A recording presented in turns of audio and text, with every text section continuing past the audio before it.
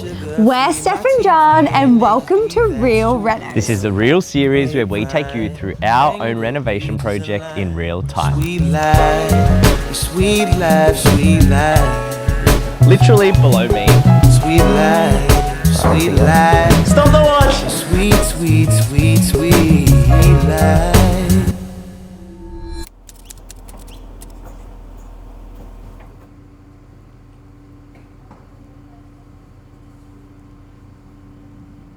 Okay, a lot's going on. We didn't anticipate to walk concrete right now. Basically, this morning we had a plan. This is Monday, by the way. So, to do all of the steel work, and then we were going to pour concrete tomorrow. But there's 80 millimeters of rain coming tomorrow, and everyone has to basically rush to do everything, get our certified, get our structural engineer, everyone to come approve things so that we could pour literally now. Watch this space. New York City in 1940. We have concrete!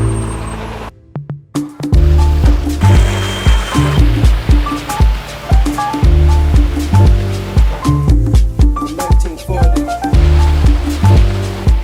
It's food for the baby. That's my justification.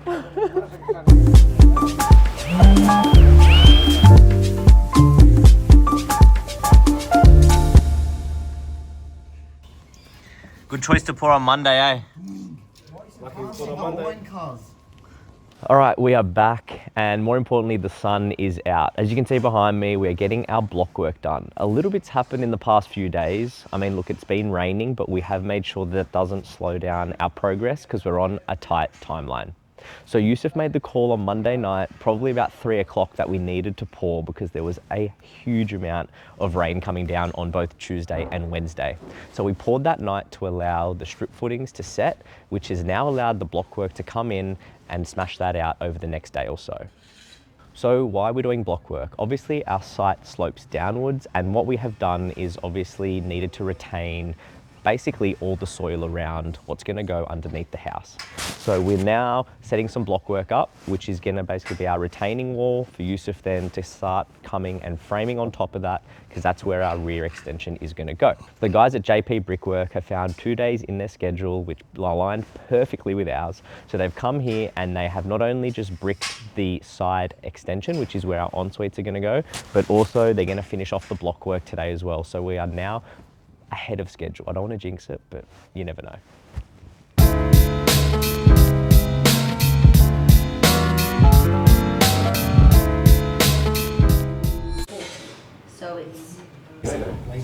I've applied for a train driver when I train. So, as you can see, the outline of the bedroom to robe, master ensuite, and the master robe is present.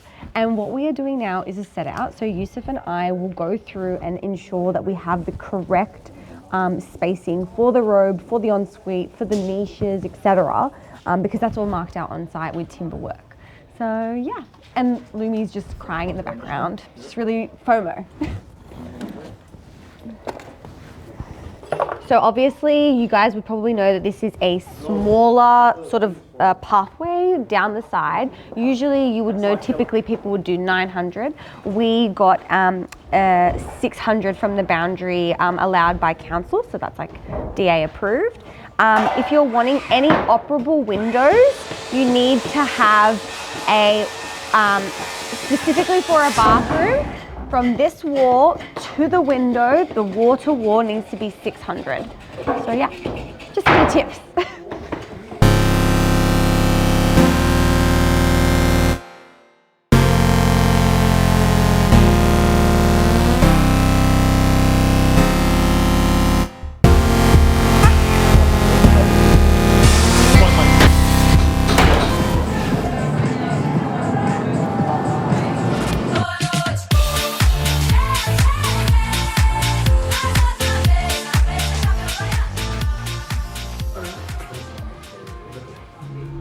We're out in our wine cellar. Obviously a little bit's changed since you last saw this because all of our block work is now completed. So the guys laid that last week, and just this morning we put all of our steel Rio in and we poured that out. So why are we doing this? This is because we are obviously going to be having floor joists run above the block work, which is where the rear extension is going to be. But we had to fill this with concrete because this effectively serves as a bit of a retaining wall all around our neighbours and also the pool here. So as you can see, I'm standing on these blocks, which are 19 centimetres tall, and I'm still not even at the head height. So we're going to have a fair bit of room in here. We've built to the engineer's detail, which shows that we're probably going to have around 2.1 metres of head height. Balancing act. And yeah, from tomorrow the timber's going to come and we're going to start really running the outside extension out of timber, and you're really going to start to feel the space underneath the house. So yeah, it's been a big push. We obviously weren't blessed with weather. As you can tell, there's still a little bit of last week's rain here. So we've got 2 pools technically at the moment. But this should dry up, and then yeah, I'm gonna work through with Steph what we're gonna do down here. We're thinking potentially just wooden bench all the way across. You can kind of see the structure, some blue metal aggregate on the floor, just give it a bit of a rustic feel. And then I think we're gonna clad all the internal walls with maybe like a stone, like a PGH brick even, just to give it a bit more of a sandstone vibe. So a few more decisions for Steph and I to come up with. The decisions are never ending, but part of renovating.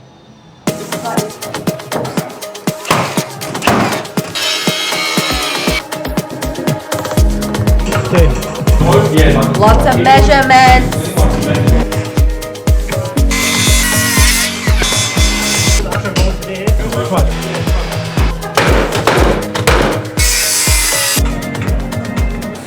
So yesterday on site, Michael said if he was on the block, he'd smash it. So what we're gonna do, we're gonna time how long he is gonna take to frame this wall up. Get a stopwatch up. What's the window like? When do we start the clock? Whatever you want. Go. I'm ready. Can I have 2 minutes for it? Stop the watch. Need a pit stop.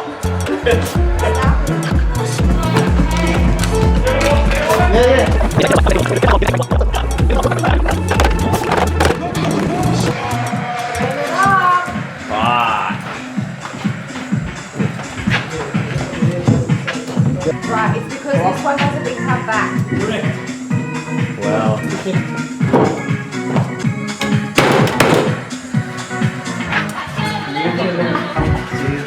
How quick is that? Pretty quick. He knows what he's talking about. Maybe he would be good on the block. So I think next year Michael and Youssef are going to audition for the block.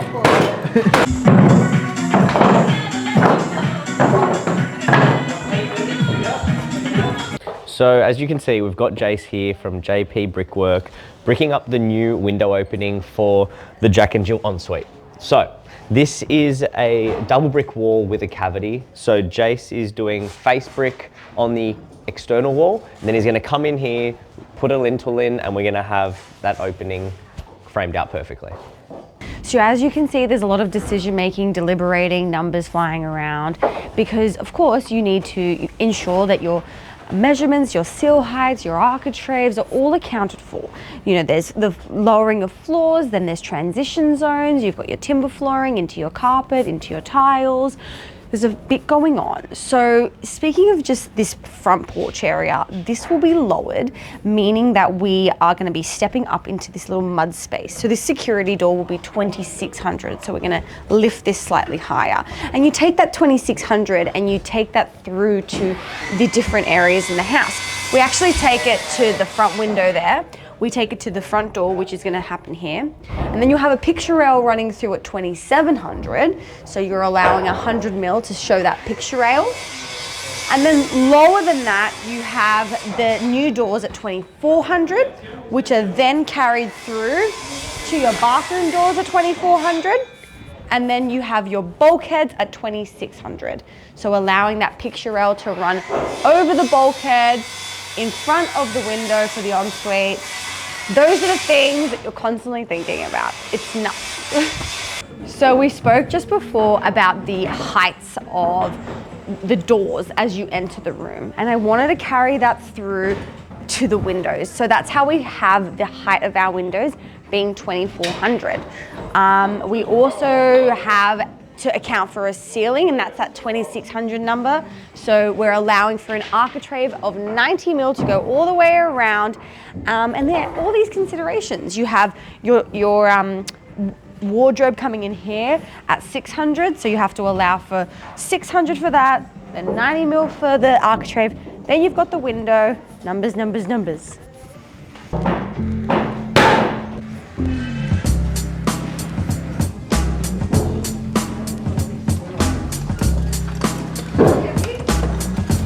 Hold on, pull up here, move the leaf.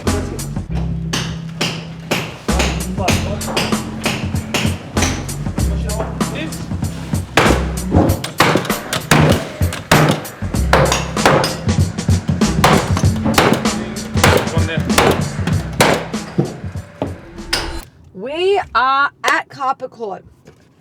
Well, we're actually in the car, but we're gonna go to Carpet Court now. Come with us. Okay, I'm out.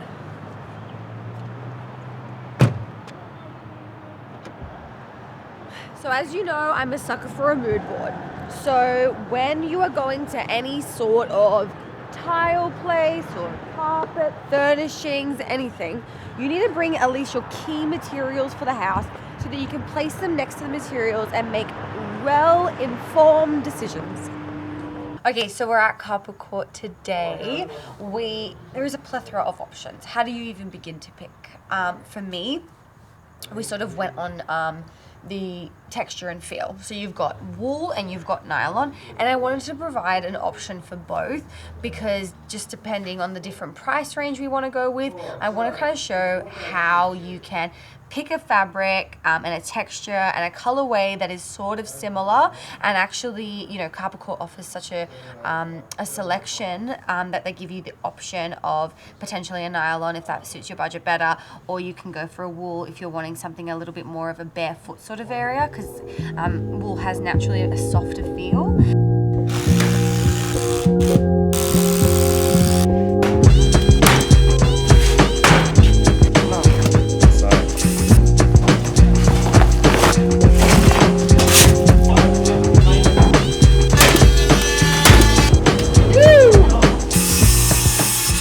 No, we're not moving backwards in the reno, but the old render has come off the wall. The reason why we're doing that is because there was a few cracks and imperfections in it, given it was so old. So Steph and I are deciding now whether we're gonna gyprock it or we're gonna re-render it. So it's all part of the joys of renovation. We knew it was coming, but now that it's done, the dust is gone, that is officially the end of any demo and stripping. So we're pushing into bedroom 1. We will have nice timber windows that will reflect into our porch area, which is going to be quite private because we're going to put lots of high planting. That's the aspect looking out. And this is like sort of like a multi-purpose room, eventually a second kid room, it's a guest room, it's anything that you want. So you need to make it as versatile as possible. So we do have the Jack and Jill bathroom in here, which is this wall behind me. And then next to us, we have a walk-in robe. So that's on this side as well. So we have a lowered ceiling over here, emulating what we have in bedroom 2. And of course, because it's a Jack and Jill, you'll walk through this bathroom. Obviously you can close it and then walk into the next bedroom and close it again. Ideal for 2 kids. So into bedroom 2 now we go. You can really feel the space. We've sort of made it a little bit narrow. It's because we've pushed out here. As you can see on plan, this will have a lowered roof, and where we have the lowered roof, we will have the robe. So the robe will sit on this side, and then you'll have that window on that side, and then you'll also have a skylight. Okay, so this is the master bedroom. There'll actually be robing all in on this wall, and you will walk through that space. You can see that here. You'll have the bed on this wall, and then you'll have this attic stairs that comes down here, which we'll talk to you about. And then of course we walk into the ensuite on this side, as you can see, and then you walk into the robe on this side, past the curve.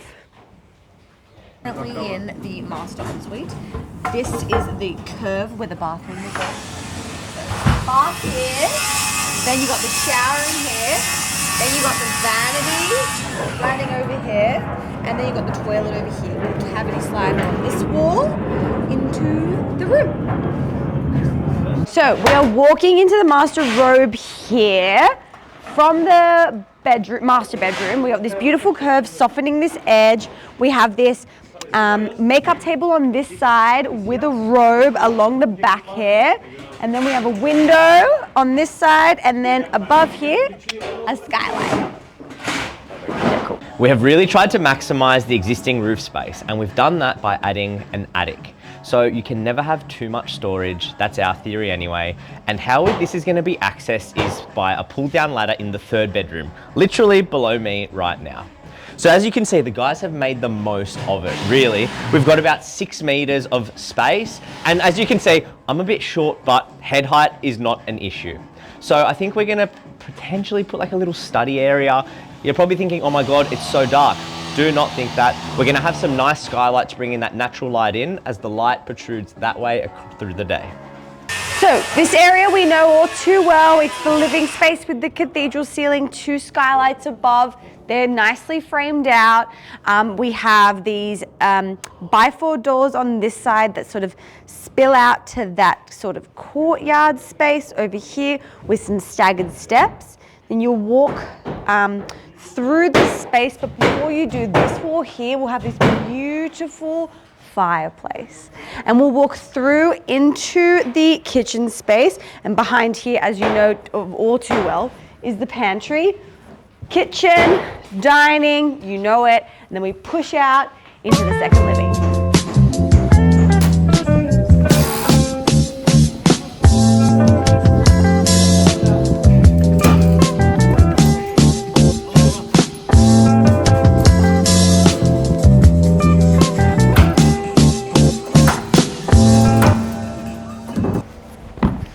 And just like that, our dance floor has been laid.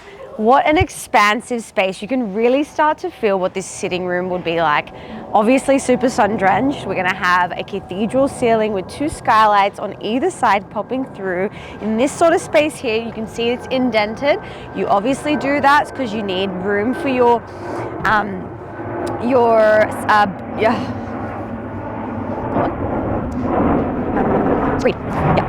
You obviously do that because you need room for your screed bed so you can put tiles. This will be our little powder room. Then you'll pop out of here. You'll be in this living space.